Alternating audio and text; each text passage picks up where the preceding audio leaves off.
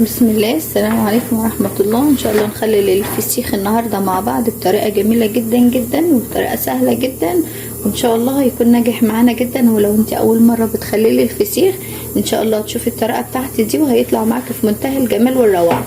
طبعا ان شاء الله كلنا شفنا الفيديو بتاع السوق، بتاع سوق السمك لما دخلنا وقلنا الاسعار. فاحنا هنا معانا الفسيخ ده ما شاء الله ولا حول ولا قوة الا بالله. شايفه الحجم بتاعه ما شاء الله، حجمه كبير جدا. السمكه محمله جامد، السمكه اكتر من نص كيلو ما شاء الله. فالكيلو هنا كان ب120 جنيه زي ما كنت قايله لكم في الفيديو. كان بيبدا معانا الاسماك البوري كانت بتبدا من 65 جنيه ل 120 جنيه. ده كان ب120 جنيه. جبت لكم منه وحدتين كده عشان نعملهم فسيخ مع بعض، علشان يكون ملان لحم كده ولحم تكون طريه. وشايفه عينه، شايفه عينه صاحيه ازاي، وخياشيمه كله طازه طازه طازه. شايفه مهما تدوسي عليه مش بيعلم تحت ايدك ولا اي حاجه خالص خالص خالص، وطازه. كان لسه نازل السمك، كان لسه نازل فعلا وانا بصور، كان لسه نازل وكنت بوريلكوا طازه طازه طازه. فانا جبت كده وحدتين من الفسيخ. انا طبعا هما مش واخدين المصفى، انا هستغنى عن المصفى خالص خالص. وهنبدا معانا دلوقتي ان احنا نشطف السمك. بسم الله. ادي شطفه كده سريعه للسمك، مش كتير برضو اهو، بس علشان ايه، هو انا جايباه نضيف وكان طازه، بس لازم نديله شطفه. بسم الله اهو.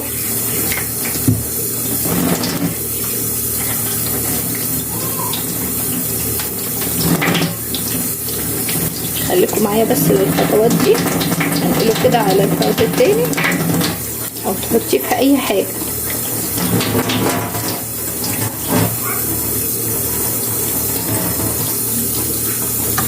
بس هنقفل الميه.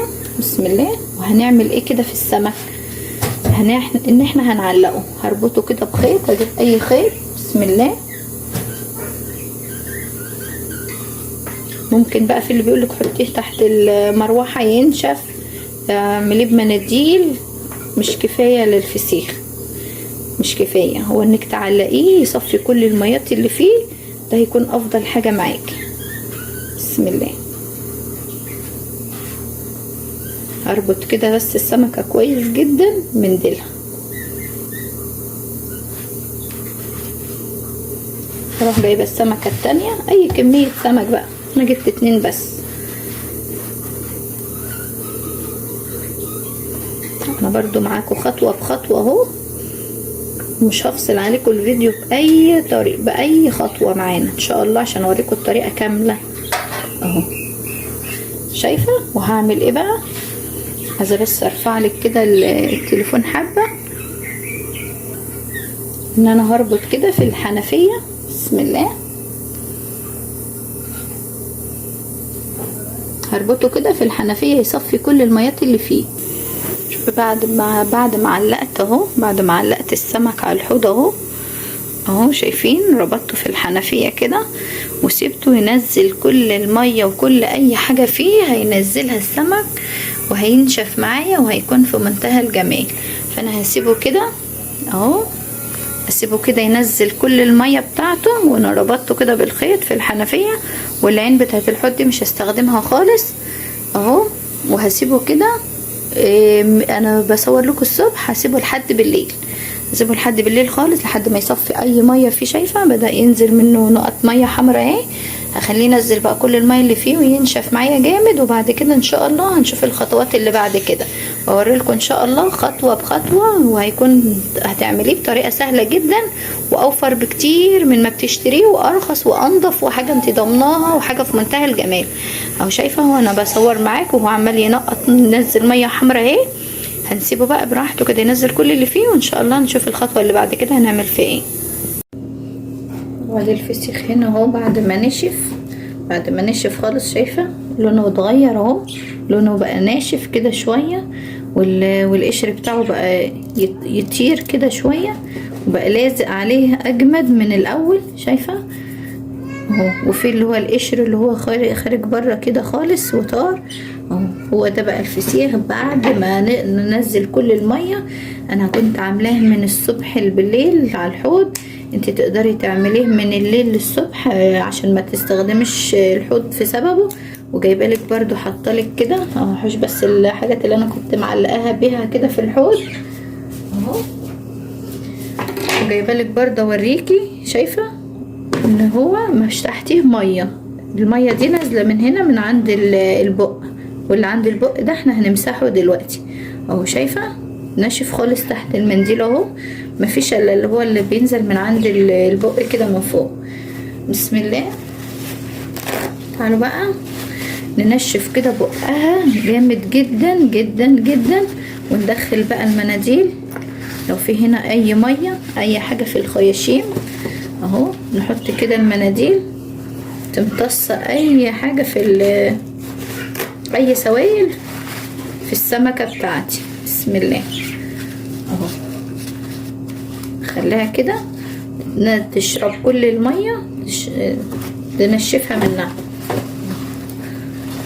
مش بقى كده هجيب مناديل برضو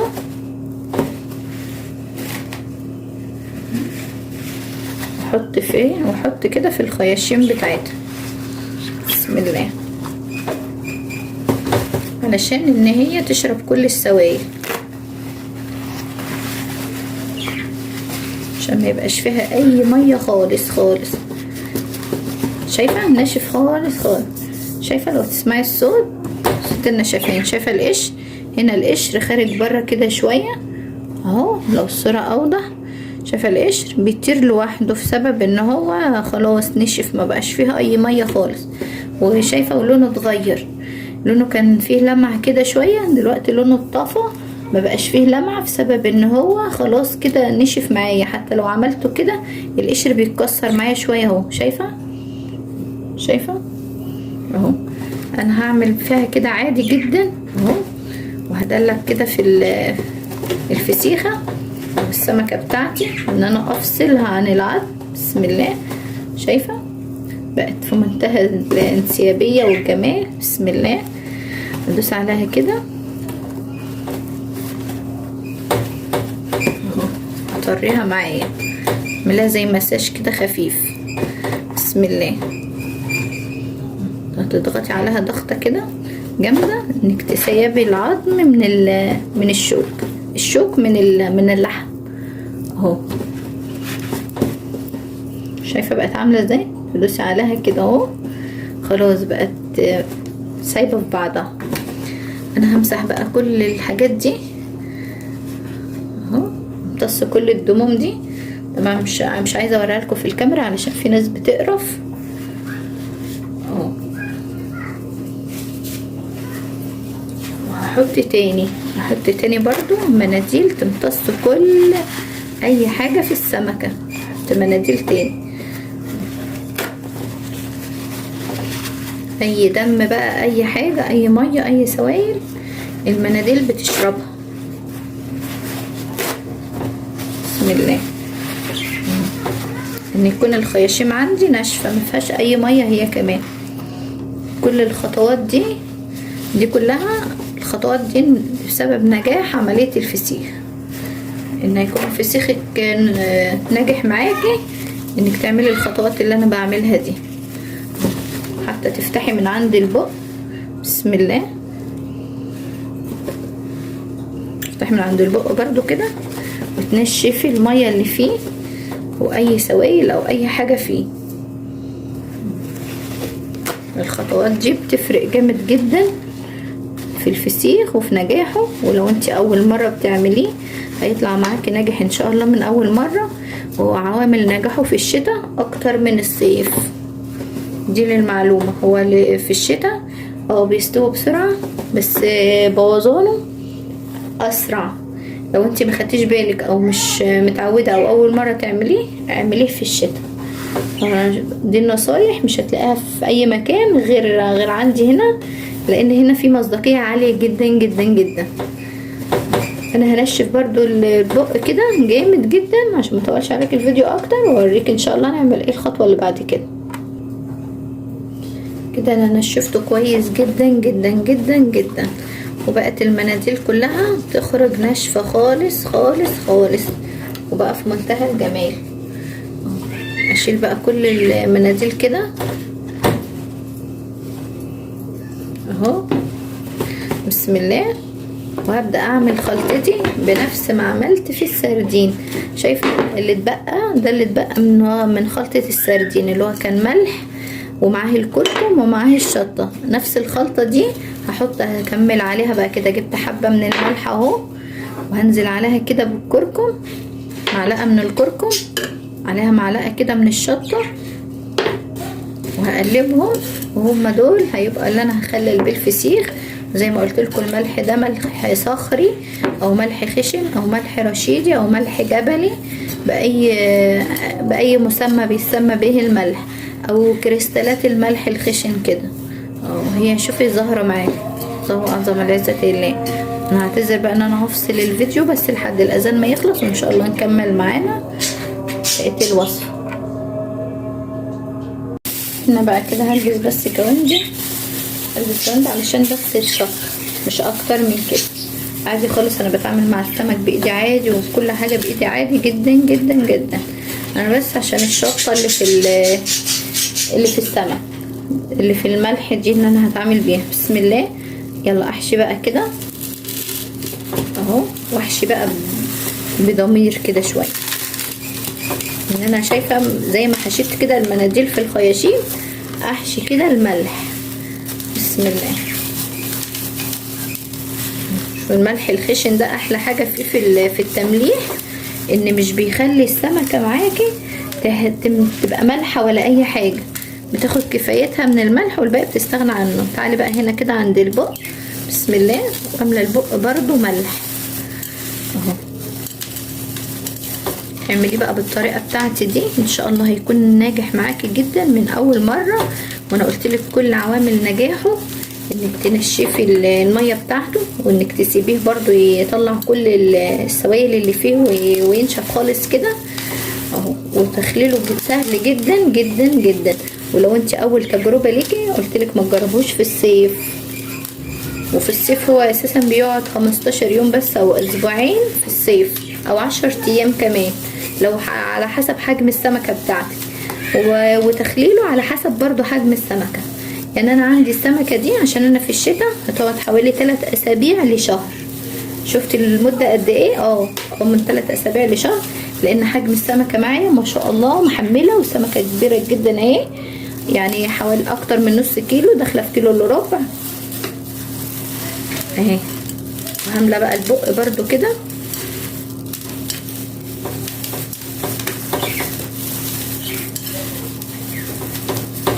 هعمل لها بقى ايه، مساج كده بسيط من فوق بالملح بالكركم كده. اقلبها على الجنب التاني.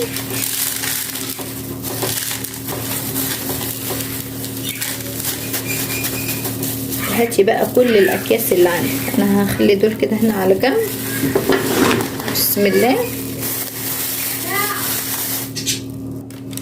بقى انا فرشه كده مفرش على الترابيزه علشان اخد كل ده، اخد كل المفرش كده باي زفاره، باي سمك، باي ملح، باي شطه، وعلى الباسكت.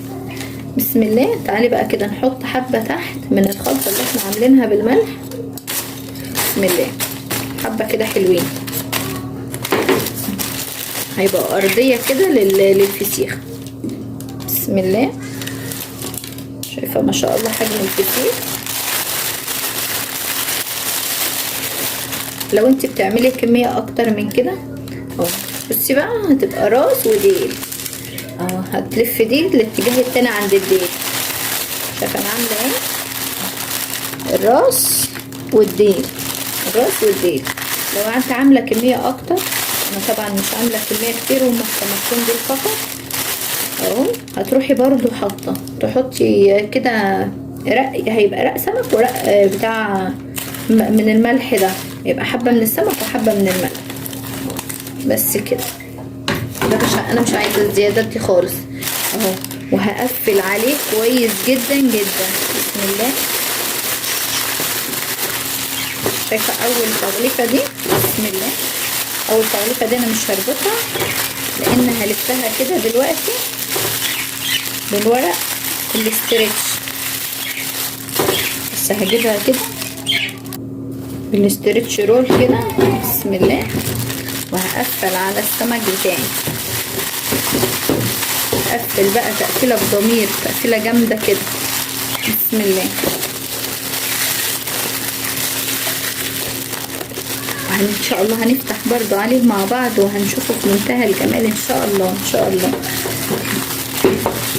زي ما انا كنت قايله لكم في الفيديو بتاع السردين، احنا واخدين طريقه التحنيط كده، طريقه التغليف دي وطريقه الاسماك المملحه من اجدادنا الفراعنه، من القدماء المصريين اهو.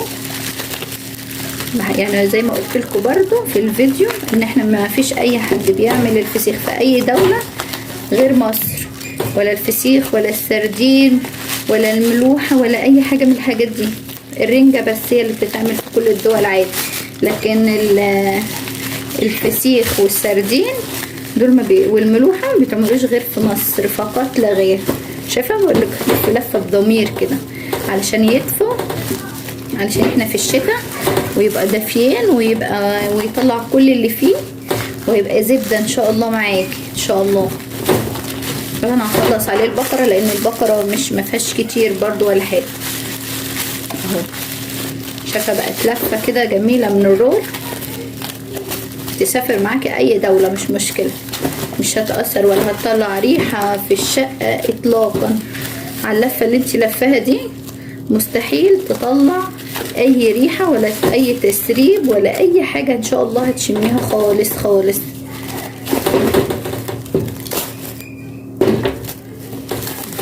شايفه؟ وتقدري تخليها زي ما هي كده خلاص. هي كده بقولك تسافر تروح اي دوله انت عايزاها، مفيش اي تسريب ولا اي ريحه ولا هتشمي منها اي حاجه خالص خالص نهائي. انا بقى هعمل ايه كده دلوقتي؟ هحطها برضو في كيس تاني او كيسين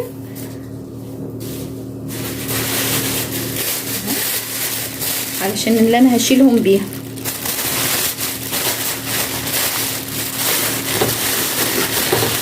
شايفه انا طبعا كل الهواء خارج منها بقت رول كده، بقت رول تسافر اي دوله.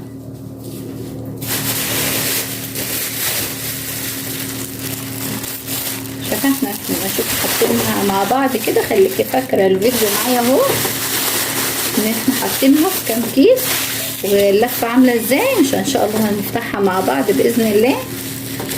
انا عشان عاملاها في الشتاء هسيبها كده حوالي 20 يوم ونيجي نفتح عليها ان شاء الله مع بعض. مش هقولك شهر، هي تقعد للشهر عادي في الشتاء اللي احنا فيها والساعة دي، بس ان شاء الله 20 يوم وهنفتح عليها مع بعض.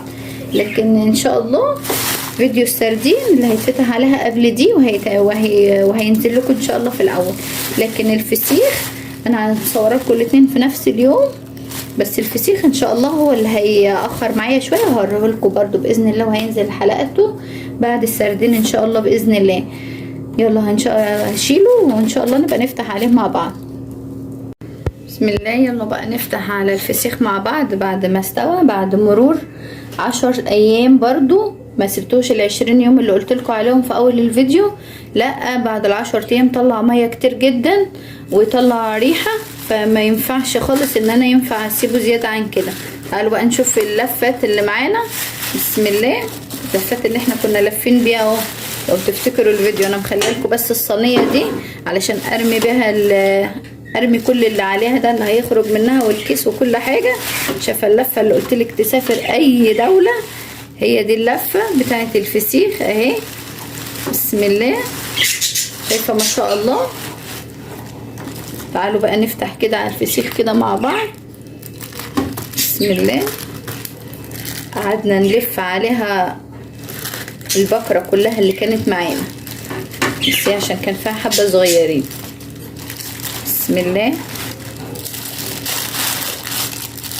الفسيخ ده قلت لكم الاسماك المملحة كلها مش بتتاكل غير في مصر ومش بتلاقي حد بيعملها في اي دولة ولا اي دولة حد عارفها غير في مصر وبس.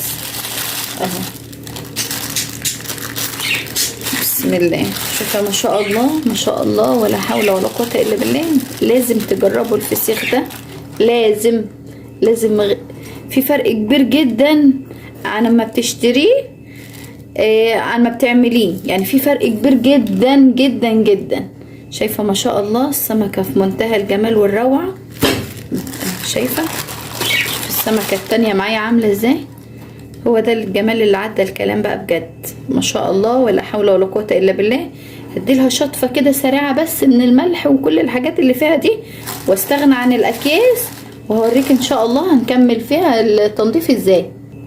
ادي السمكتين هم دول اللي احنا خللناهم مع بعض او فسخناهم مع بعض. هم دول السمكتين ما شاء الله ولا حول ولا قوة الا بالله في منتهى الجمال. تعالي بقى ننضف الفسيخ مع بعض ونشوف تنظيفه ازاي. بسم الله. اول حاجة يا جماعة انا بستغنى خالص عن الراس.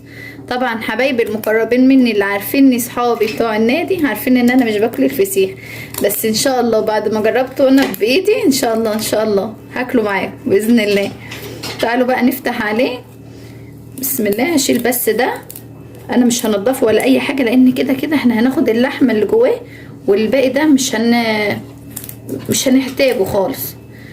بسم الله. افتح بقى من هنا كده من عند الراس من فوق.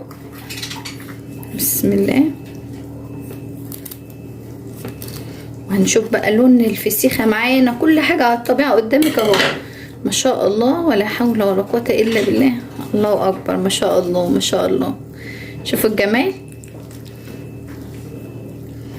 شوفوا حتى بطن السمكة مليان سمنة كده ودهون من السمكة طبيعية. شايفة ما شاء الله ما شاء الله ولا حول ولا قوة الا بالله. هو ده الفسيخ الناجح الجميل جدا. الزبدة اللي بيتقال عليه زبدة بجد. شايفة الفسيخ؟ بسم الله. شايفه الفسيخ؟ حبايبي عشاق الفسيخ اتفضلوا بقى عندي على الفسيخ ده. ما شاء الله ولا حول ولا قوة الا بالله. الفسيخ ما شاء الله هو بيتكلم عن نفسه. تعالوا برضو هنشيل برضو ده ونستغنى خالص. في الحالة دي بقى هحتاج معلقة واشيل بقى بيها البطن دي كده. بسم الله. اهو اي حاجة كده فيه استبعدها واتخلص منها. كل حاجة قدامك اهو. السمك ده جميل جدا ما شاء الله ما شاء الله ما شاء الله. ما فيهوش الريحة اللي احنا بنشمها ده عند الفسخانية خالص خالص. الله اكبر الله اكبر ما شاء الله. شايفة الحاجة معمولة بنظافة واحنا نشفناها مع بعض وعملناها كل خطواته مع بعض. بسم الله. تعالي بقى نشيل الشوكة. بسم الله. الله على الجمال. بسم الله. الله على الجمال الله على الجمال. هو بصي هو بيتكلم عن نفسه. شايفه الشوكه؟ الله يا سيدي يا سيدي. شايفه ما شاء الله لحمه حمراء في منتهى الجمال والروعه. ان شاء الله بعد كده اصحابي اللي هم بياكلوه في النادي العزومه دي هتبقى عليا ان شاء الله المره الجايه. يلا دبست نفسي اهو قدامكم. ما شاء الله ولا حول ولا قوة الا بالله. شايفة الفسيخ؟ زبدة ما شاء الله. تعالوا بقى نشوف اكله ازاي. هروح بقى جايبة كده معلقة واشيل بقى ده اكحته كده اخليه، يعني نظام الخلي. ازاي اخلي الفسيخ؟ اهو شايفة ما شاء الله بيطلع معايا بكل سهولة. شوف عشان كده انا قلتلك مش هنقشره. شايفة ما شاء الله ولا حول ولا قوة الا بالله. قلتلك مش هنقشره. هو كده كده احنا مش محتاجين القشرة اللي تحت دي، احنا هناخد اللحم اللي جوه وخلاص على كده، وهنستغنى عن الجلد. شايفة ما شاء الله بيطلع بكل سهولة وجمال ما شاء الله ولا حول ولا قوة الا بالله. ناجح جدا جدا جدا في منتهى الجمال في منتهى الروعة. عشاق الفسيخ لازم يتفرجوا على الفيديو ده ولازم يجربوه في البيت. لازم تجربوه بالطريقة بتاعتي دي. فعلا ناجح جدا جدا جدا جدا. مش قادره اقول لكم جدا دي قد ايه. ما شاء الله ولا حول ولا قوه الا بالله. لان انا ما كانش ليا في الفسيخ خالص، بس ما شاء الله يعني الريحة اللي كنت بشمها فيه بره لا مش عندي ما شاء الله، مش عندي خالص. ها فاهمين؟ مش عندي والله ما شاء الله ما شاء الله. انا ما بحبش احلف كتير خالص خالص. بس ما شاء الله انا مش قادره اوصف لكم الجمال اللي فيه. يعني هو فعلا الجمال اللي فيه ده ما يتوصفش ما شاء الله. فانتوا لازم تجربوه بالطريقه بتاعتي دي. وده الفسيخ بتاعي اهو. يا رب كده الفيديوهات اللي بعملها تكون بتعجبكم يا رب ان شاء الله اهو، وتكون سهله عليكم. انا بخليه كده وبخليه برضو كله قدامكم اهو، علشان ما تستصعبيش اي حاجه قدامك اهو. شايفه معلقه وبتطلعي كده زبده زبده. انا مش هخلي معاكم ولا واحده بس، علشان ان احنا نشوفه ونعرف الطريقه بتاعته، لان برضو مش عامله كتير، هما واحدتين. وهعرفك ازاي تخزنيه برضو لو انت عامله كميه. هنعمل كل ده مع بعض دلوقتي ان شاء الله باذن الله. بس شوفوا الجمال، شايفه ما شاء الله. انا مش هخلي فيها حاجه كده لانها جميله جدا جدا جدا جدا